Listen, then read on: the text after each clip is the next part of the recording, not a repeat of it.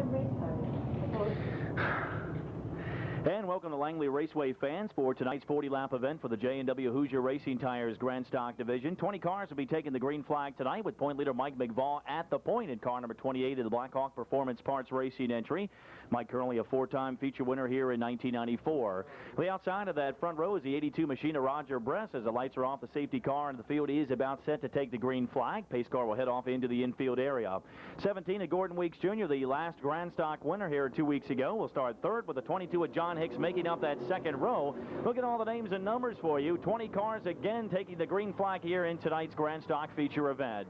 McVaugh quickly bolts out to the early lead, but Gordon Weeks in the 17 like gangbusters charging down that straightaway into turn number 3 and 4. Wants the number 1 spot. When they come back to the stripe, well, there will be no green flag. It's yellow in turn number 4. It looks to be the 32 of Gene Brinton, making the 23 of L.A. Moore. And now another car on the front straightaway, the number 2 machine of Robert Dozier, having his troubles with the 00 of Andy Anderson spinning over in turn number 2.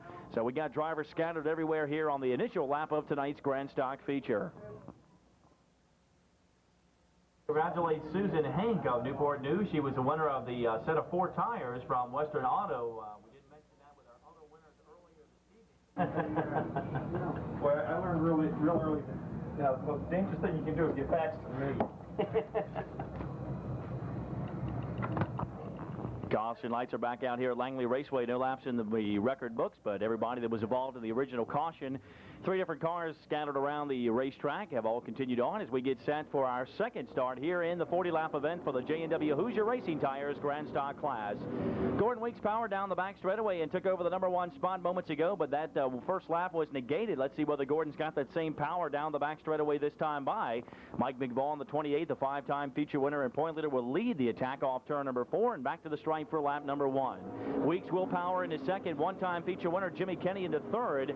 Likewise, Roger Bress, who has got the runner-up spot of the series points to date, holds on to fourth, and the 22 machine of John Hicks in the number 5 spot.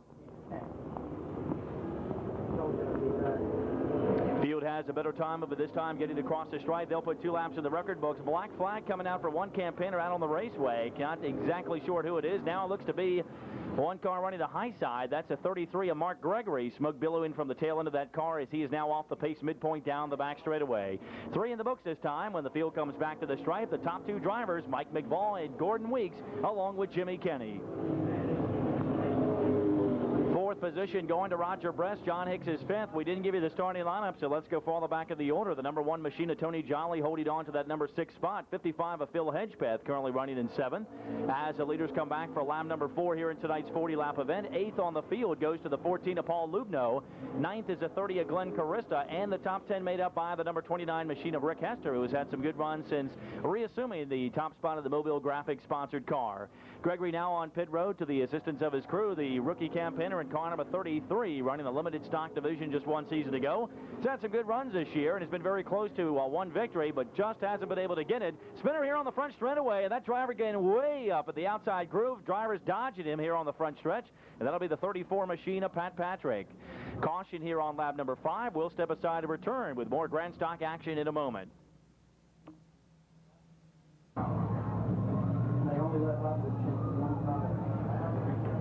Caution here on lap number 5 for the spinning Pat Patrick in car number 34, saving the car and just keeping it from going up in that outside groove, which could have really meant trouble here on the front straightaway.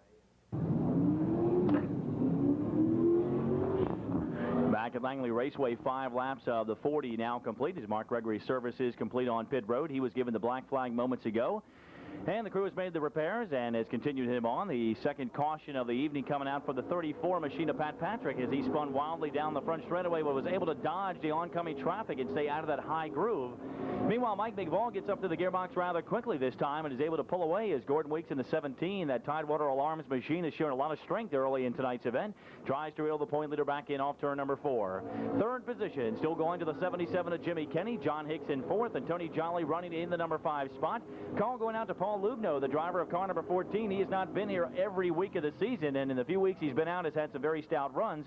Likewise for the number 30 machine of Glenn Carista, while Lubno runs in the 6th position, Carista is back there in the number 10 spot. He also has had some good runs in the limited amount of time that he's had here at Langley Raceway this year.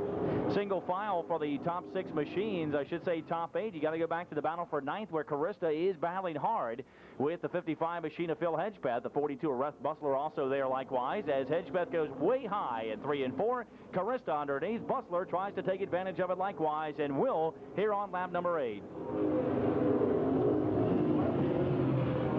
So Hedgepeth bumped 2 notches back in the order, as both Glenn Carista and Rhett Bustler are able to get around him and move up 1 more notch in the order each. Meanwhile, Mike McVall back to the stripe. One more time by. We'll have a quarter of tonight's 40-lap Grand Stock feature event in the record books.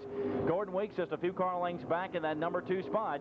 Jimmy Kenny and John Hicks comfortably in 3rd and 4th. Likewise for Tony Jolly, with Paul Lubno a very close 6th.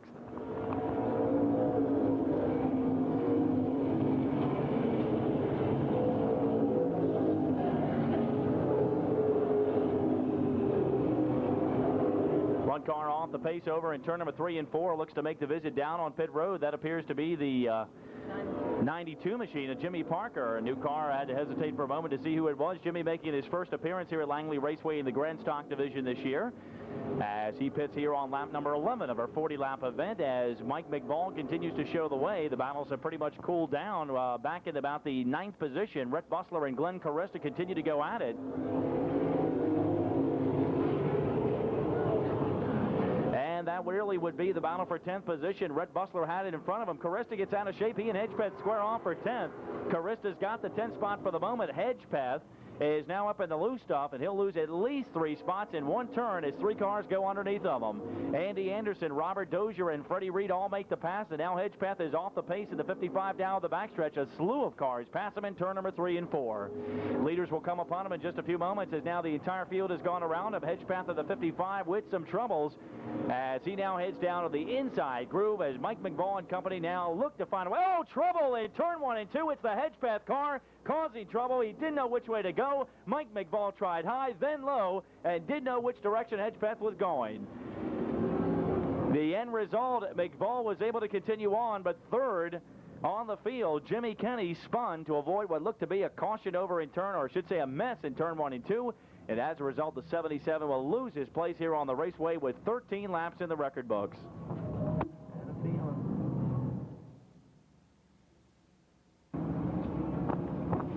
Back at Langley, it's set to go back to green flag racing. 13 laps in the books. The right rear door sheared away from the 28 of Mike McVall, as he had to go into the pit area and get some service done. We were trying to find him out on the racetrack moments ago, because he lost a few spots, and had he stayed out on the racetrack, it looked like he would have been able to pick up just where he blended back in, but unfortunately some sheet metal damage done to the point leader, along with Jimmy Kenny in the 77, and that puts 2 top-notch machines well up in points and past feature winners here to the tail end of the field.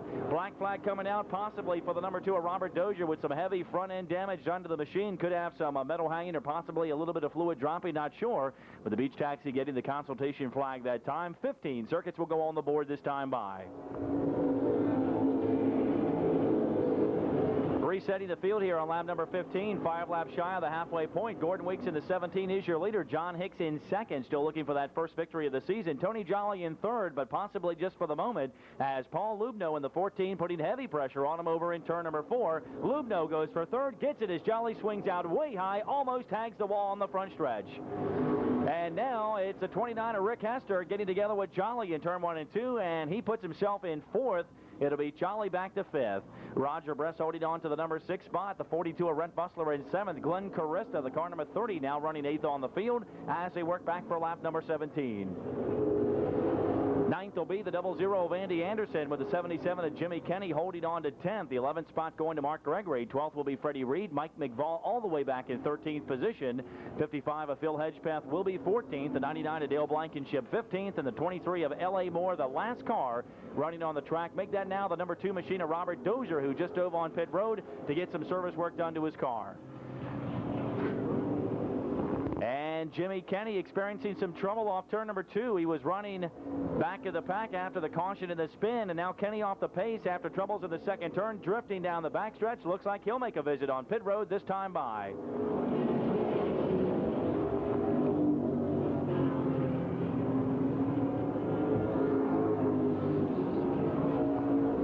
So the Pecosian window supply entry of Jimmy Kenny in car number 77 now making the visit down on pit road. Meanwhile, the halfway sticks have gone out, 20 down and 20 to go for Gordon Weeks Jr. in the Weeks Construction number 17. Meanwhile, the PC Doctor number 22 at John Hicks remains well within striking distance for victory number 1 on the season. He holds on to second. 00 of Andy Anderson now making a visit down on pit road. Third in the event going to the 14 of Paul Lubno. A good call going out to that campaigner. Fourth on the racetrack for the moment is a 29 machine of Rick Hester, also doing a marvelous job. And fifth now is the 82 of Roger Bress, as Tony Jolly is now drop kicked back to the number 6 spot.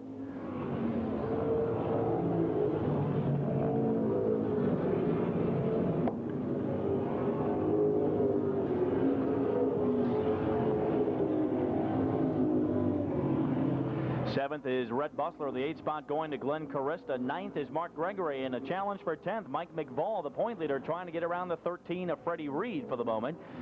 Having that right door sheared away as a result of the caution with Phil Hedgepeth moments ago. One car spinning and hitting the wall in turn number 1 and 2. That'll be the 42 machine of Red Bustler, and that'll bring the caution out here on lap number 23. As he gets right up in that speedy dry and makes a good tag on the outside wall, the R&K Chevrolet entry.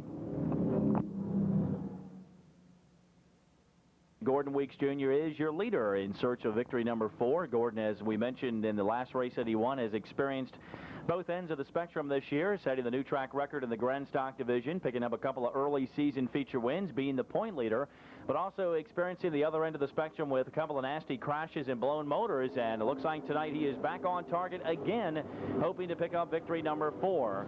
Another driver that hasn't experienced the victory but has gone through some experiences with some crashes but also some consistent finishes is right behind him. That's in the form of the number 22 machine of John Hicks right now. John staying well within striking distance to go after victory number 1 this season. Back in third spot, a little bit of a battle. The 00 machine of Andy Anderson, a lap car, is what the third place machine is contending with, as Tony Jolly in car number 1 got out of shape off at turn number 4 and just did miss another competitor who dove down to the inside of him. Jolly now heads off into the pit area. 25 in the record books this time. 15 to go for Gordon Weeks, as he and John Hicks have kicked away from the rest of the field with the advantage of that lap car of Andy Anderson on the restart. Paul Lubno remains in third, Rick Hester in fourth, and the 82 of Roger Bress in fifth. Meanwhile, Mike McVall still making a good battle. He gets around Glenn Carista. He's now on the number 6 spot off turn number 4. No doubt McVall had a hard charging car tonight. He and Gordon Weeks would be the drivers to watch out for, as apparently also John Hicks and possibly Jimmy Kenny, but the 77 was involved in that caution early with McVall. That has relegated him to the tail end of the field, and then also he had to go back into the pit area after experiencing some other troubles later on. So who's to say who would have really been up front? Gordon Weeks and John Hicks would have, but it looks like Mike McVall and Jimmy Kenny also would have really done some battling as well. One car having trouble again. Looks like Jimmy Kenny could be a flat tire. We hear an explosion as we came down the front straightaway, and the Pecosian window supply number 77 could be the recipient of that trouble as he's limping down on the inside. Also, the 00 of Andy Anderson off the pace. He was a lap car on the restart, is tucked down to the inside. Leaders work off turn number 4. 29 will go on the board. 11 laps to go. Third place, a dogfight right now, as Paul Lubno down to the inside of the slower car of Phil Hedgepeth. Rick Hester looked like he had him set up, but Lubno sneaks down inside of him and gets around the lap car and maintains third. It'll still be Hester in fourth, with Roger Bress holding on to the number 5 spot. Field working back to the stripe. 6th position on the raceway goes to the number 28 of Mike McVall. 7th, as they come back to the stripe, is Glenn Carista in the 30. 8th is Mark Gregory. And that's pretty much where they stand right now in the top 8, with 9 circuits to go off turn number 4.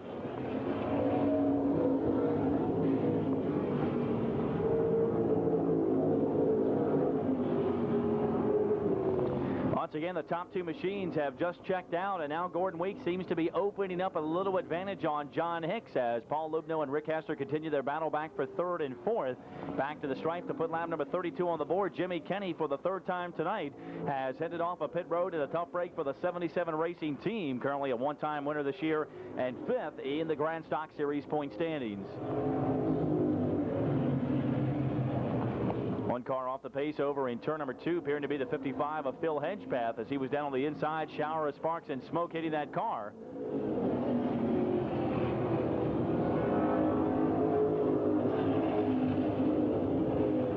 But so far it's been Gordon Weeks, and he is keeping that number 17 out in front, and lap number 34 goes on the board this time by 22 with John Hicks holding on to second.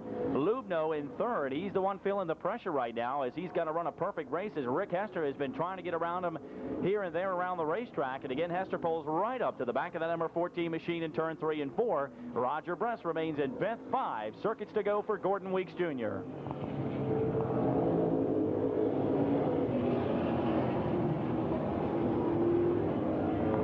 One car spinning and having troubles over in turn number 3 and 4. That being the 33 of Mark Gregory, becoming the latest victim of having some troubles here.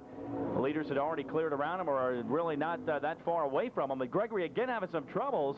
And Gordon Weeks almost was put in the same position Mike McVall was, as Gregory just didn't have a handle on the car and Weeks didn't know how to get around him.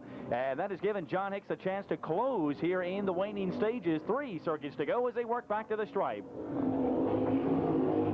Could be some lap cars to deal with, so Gordon Weeks is not out of the doghouse completely yet. The 17 working down the back straightaway now begins to try and stretch that lead on John Hicks back out. 2 to go indication coming this time as Phil Hedgepath hits the pits in car number 55. 2 to go.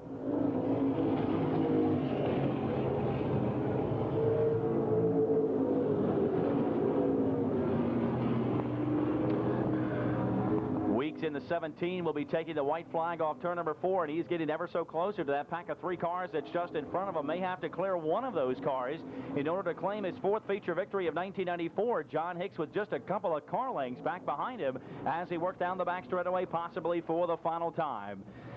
Watching the leader work in turn number 3 and 4, the 42 of Rhett Bustler, the slower car in front of him, and it won't matter as it'll be Gordon Weeks Jr. for victory number 4 in the Weeks construction number 17. 22 machine of John Hicks will come home in second. 14 of Paul Lubno, a great job for third. 29 of Rick Hester in fourth, and the 82 machine of Roger Bress will round out your top 5.